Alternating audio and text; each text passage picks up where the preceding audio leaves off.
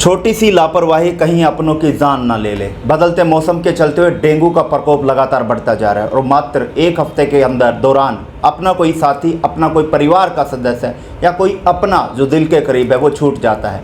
लेकिन डेंगू से किस तरह से बचा जा सकता है, किस तरह के प्रिकॉशंस लेने चाहिए और उनका किस तरह से उपचार जो है होना चाहिए, और झोला छाप जो डॉक्टर है उनसे दवाई जो है वो नहीं लेनी चाहिए। इन्हीं बातों पर हम चर्चा करेंगे। मेरे साथ डॉक्टर पंकज राविश हैं,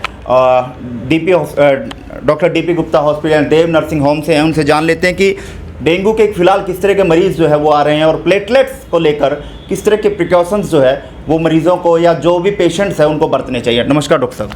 नमस्कार मोहन। सबसे पहले तो मैं कैथल वासियों को मेरी तरफ से नमस्कार करता हूँ। डॉक्टर साहब, डेंगू के काफ़ी केसेस जो है वो सामने आ रहे हैं और लगभग एक हफ्ते के दौरान जो है व्यक्ति कहीं ना कहीं वो मौत का शिकार भी हो रहा है। तो किस तरह के लक्षण जो है वो देखे जा सकते हैं और उससे किस तरह का बचाव जो है वो रखना चाहिए?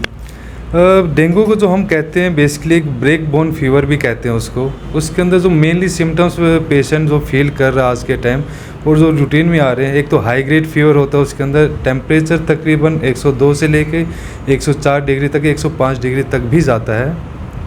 इसके अलावा जी कच्चा होना, मितलानी होना, पेट में दर्द होना, बच्चों में कई बार डायरिया वगैरह के लक्षण भी इसके अंदर आते हैं। इसके अलावा कई बार सीजर वगैरह, दौरे वगैरह भी आ जाते हैं हाई ग्रेड फीवर की वजह से।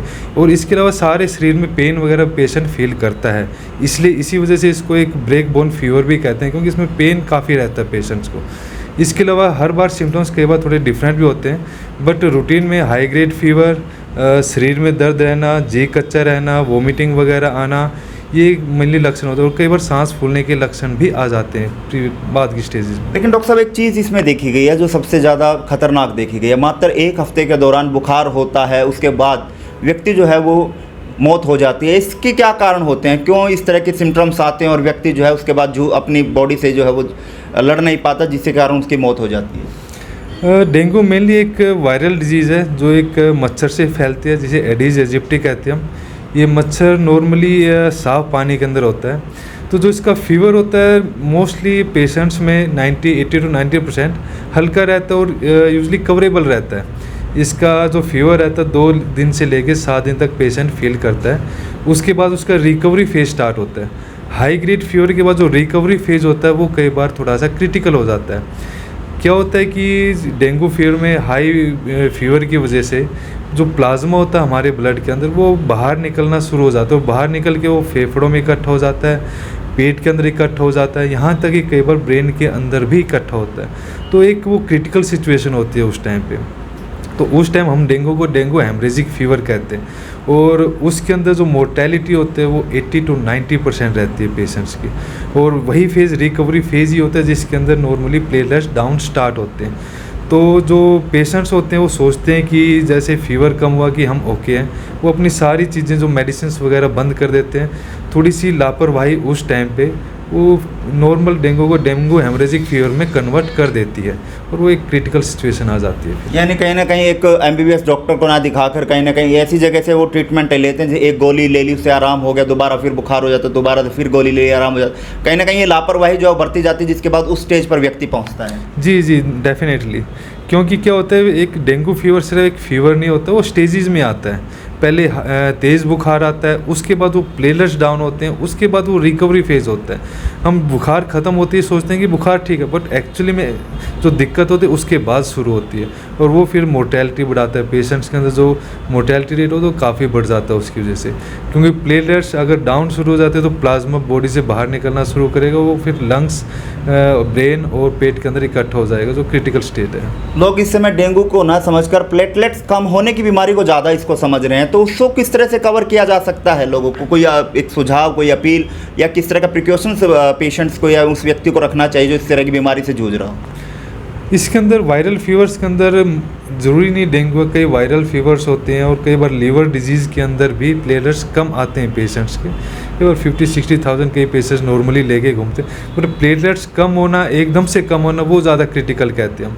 अगर पेशेंट्स की प्लेटलेट्स 50,000 से अबव हैं या 60,000 से अबव, पेशेंट स्टेबलाइज है, पेशेंट खाने पीने में कोई दिक्कत नहीं, वोमिटिंग वगैरह कुछ नहीं, तो वो हम घर पे भी मैनेज कर जाते हैं। बट अगर पेशेंट्स के लगातार कम हो रहे हैं, 50,000 से भी डाउन आ रहे हैं, पेशेंट को सिम्टम आने स्टार्ट हो जाते हैं, सांस फूलना शुरू हो जाता है, तो हम उसको एडमिट करके फिर उसी हिसाब से सिम्टोमेटिकली मैनेज करते हैं। क्योंकि डेंगू का ऐसा कोई पर्टिकुलर ट्रीटमेंट नहीं होता, अब सिम्टम्स के हिसाब से जो भी सिम्टम्स आते हैं उस हिसाब से पेशेंट को मैनेज करते रहते हैं और ठीक भी हो जाते हैं। तो इस तरह की बीमारी से बचने के लिए लोगों को क्या करना चाहिए, क्या सुझाव आपकी तरफ से रहेगा खान पीन को लेकर, रहने को लेकर, और इस बीमारी से बचने के लिए कोई और सुझाव आपके हों?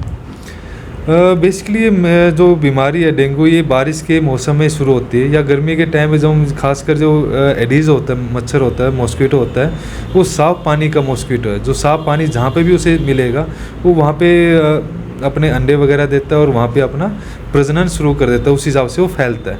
खासकर जो हम कूलर्स वगैरह का पानी हो तो साफ़ पानी कहते हैं, उसके अंदर काफ़ी मिलता है।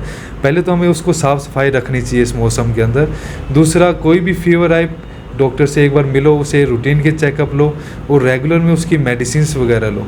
यही तरीका है उससे एक बार बचने का। इसमें कोई भी लापरवाही कभी भी दूसरा मौका नहीं देती। तो प्लेटलेट्स बढ़ाने के भी कोई उपचार आप लोगों से साझा करना चाहें, कोई सुझाव आपका हो? प्लेटलेट्स बढ़ाने का वैसे कोई पर्टिकुलर ट्रीटमेंट नहीं होता। उसमें क्या होता है कि अपनी बॉडी खुद बनाना कम कर देती है वायरल फीवर में, तो कुछ टाइम के बाद बॉडी ही दोबारा बनाना स्टार्ट करेगी स्पोर्टिव ट्रीटमेंट के थ्रू। कई बार खान पान हम कहते हैं लिक्विड डाइट वगैरह लो, हैवी डाइट वगैरह थोड़ी अवॉइड करो, नारियल पानी हो जाता है, जूस वगैरह हो जाते हैं।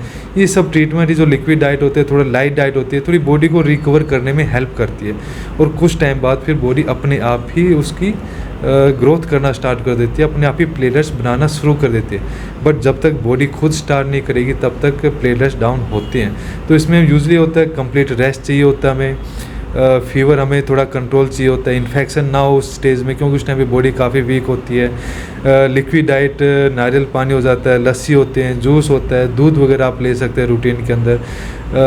तली चिकनाई चीज़ों का थोड़ा अवॉइड करें, बाहर की चीज़ें अवॉइड करें, यही मेनली तरीका उससे बचने का। जैसे बदलते मौसम के अंदर काफ़ी बीमारियां, लोगों से क्या सुझाव आपकी ओर से रहेगा और लोगों से क्या कुछ अपील आप करना चाहेंगे? क्योंकि मौसम बदल रहा है तो उसमें काफ़ी बीमारियां पनपती हुई नज़र आती हैं। जिस हिसाब से मौसम बदल रहा है, बारिश का मौसम है, पानी का जमाव अपने आसपास, घर के आसपास ना होने दें।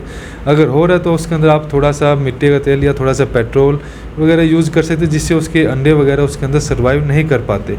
और अपने कूलर का पानी वगैरह साफ़ करते रहें। एसी का पानी जो इकट्ठा होता है उसे बार बार डिस्कार्ड करते रहें।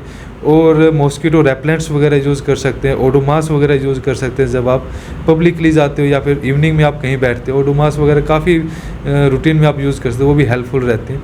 कहने का मतलब ये है कि आपको मॉस्किटो से किसी भी तरीके से बचना होता है और खान पान का अच्छा रखो। खान पान थोड़ा बाहर की चीज़ें अवॉइड करो इस मौसम में, क्योंकि जितना बाहर का होता है इस मौसम में यूजली इन्फेक्टिव रहता है। बारिश का मौसम में चीज़ें जल्दी सड़ जाती हैं, तो घर का खाना होता है, हेल्दी खाना होता है, हेल्दी डाइट ही आपको इस बीमारियों से बचाती है। फिर कोई एक ऐसा सुझाव लोगों को जिससे वो अपने स्वास्थ्य को लेकर रूटीन में वो चीज़ कर सकें? कैथल वासियों के लिए एक ही सुझाव है मेरा, अच्छी डाइट, हेल्दी डाइट और रूटीन की एक एक्सरसाइज। कोई भी एरोबिक एक्सरसाइज आप करते हैं वो ऑटोमेटिकली बॉडी की इम्यूनिटी बढ़ाती है। कोई भी साइकिलिंग हो जाती है, जॉगिंग हो जाती है, कोई भी एक्सरसाइज आपको हमेशा एटलीस्ट हाफ एन आवर अपने आप को देना चाहिए। चलिए, बहुत बहुत धन्यवाद डॉक्टर। Thank you. और ये थे हमारे साथ डॉक्टर पंकज राविस, जिन्होंने तमाम जानकारियाँ आपके साथ साझा की। लेकिन लापरवाही बरती तो सोच लीजिएगा, आपका कोई भी सदस्य या आपका कोई भी नज़दीकी जो है वो आपसे बिछड़ सकता है। इसलिए तुरंत MBBS डॉक्टर नज़दीकी स्वास्थ्य केंद्र पर जाएं। अगर आपको थोड़े से भी डेंगू के लक्षण अगर नज़र आते हैं तो तुरंत प्रभाव से आप अपने नज़दीकी स्वास्थ्य विभाग या स्वास्थ्य केमिस्ट या स्वास्थ्य विभाग के डॉक्टर हैं उनके पास जाएं और अपना इलाज कराएं।